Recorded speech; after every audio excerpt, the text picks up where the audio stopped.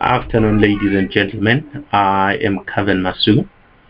I'm currently based in Gweru. I work at Michigan State University as a lecturer in the media department. Like someone with a flair in journalism, I'm going to discuss on few issues on journalism as well as in a reporter. What is a reporter, right? And I would start maybe by asking, is a reporter a kind of historian? Is a reporter a politician or a political activist? Is he a reformer, a skilled stenographer, or a writer? And you'd bear with me that no one can actually say yes, neither can you say no. And what could be the reason of you failing to say yes and failing to say no? And reporting as an occupation is an invention of the 19th century as a result of and a contribution to a democratic marketing society and an urban commercial consensus. Reporting is not an ancient art. It is a historical created activity. It does not transfer well or easily to other countries. You'll know that because of the media laws and regulations. Some of them, they are very democratic. Some of them, they are democratic to a certain extent. And some of them, they are very restrictive in what they call the arsenal media laws. Right? So a reporter has a certain liberty which makes him to be confined and which makes him not to divulge certain information.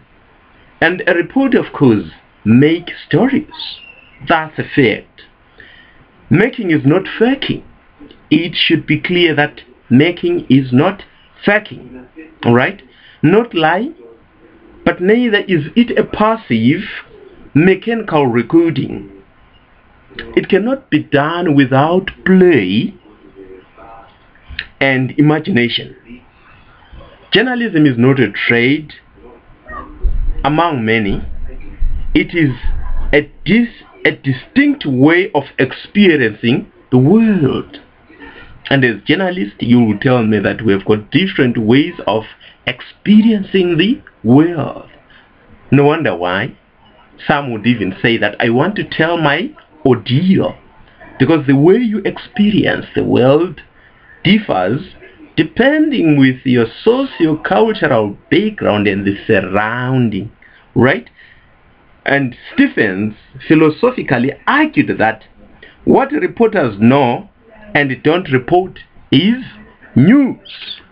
What reporters know and don't report, that is what we call news. A reporter is someone who is faithful to sources, attend to the conventional wisdom, serving the political, cultural of media institutions, and committed to a narrow range of public literary expression. And you will agree with me that as a reporter, there is no way you can be a good reporter without having the source. And some of the things that reporters should have, especially for broadcasting. Now I'm looking at broadcast, but even print media also, you need to bear these qualities. And usually, you know that as we communicate, 65% of the message are expressed by your body, of which 45% is through the body, 20% tone of voice, 35% words you use. Alright? And in that 65% of the message you express by your body, you find the voice itself is very important. You project it, you accelerate it, you decrease it, normal speed, brief pause, and long pause. right? And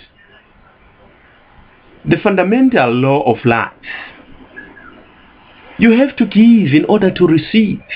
You give in order to receive, because communication is reciprocal, right? It is reciprocal. And whatever a man can be, he must be sincerely interested in others. There is no way you can be a good reporter working for a certain media organization without sincerely getting interested in others. And as a reporter, since you need information from the sources, who can either be human beings, people around, who can be newspapers, but we are saying that if you're in a newsroom, you should always smile, ever smile. And smile actually invites and it attracts.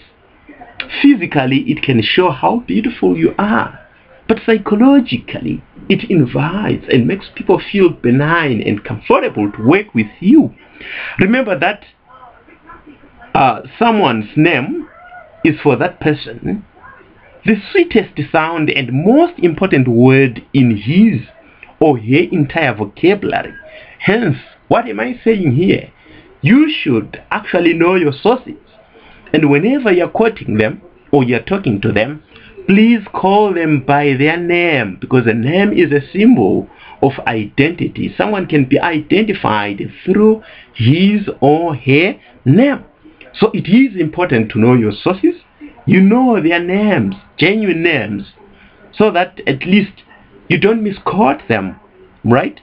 And you cannot be a good journalist either in print media or broadcasting, be it radio broadcasting or television broadcasting, without learning the listening skills, right? Learn to listen, and you have to encourage people to talk about themselves. I know that if you're in radio broadcasting, talking from experience, we've got the phone in or the charts where you're there to facilitate, to guide, to orient the audiences or the invited guest. So it is important for you to listen. And as you listen, you then know their interest. You identify their interest and you let them speak for themselves, right? Talk to your listeners about what they like to hear.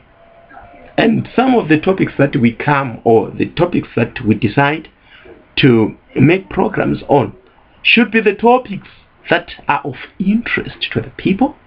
Topics that captures the interest of the audiences with their appetite. Make your listeners feel really important. Look for people's virtue instead of their faults. Right? Eye contact is very important. And some might even think that maybe Maslow's hierarchy of needs, what we call Maslow's ladder, does not apply. You still remember the human needs. Let me enumerate them. Rushing, self-realization, recognition, love and belonging, security, and physiology. And all those, they can be done under the umbrella term love. And love implies giving and taking. You give and you take. So that is love. And I would want to believe that a journalist, a good journalist, should be a rhetorician. Aristotle defines rhetoric as the ability to discover all possible means of persuasion in a given situation. Persuasion depends on proof, and there are three kinds of proof. The first one is ethos. And ethos deal with your attitude, your gesture, your character, your personality, the way you come across, which can be explained through one term, which is consistency, right? And the second one now is pathos. And this is the emotional level of appeal.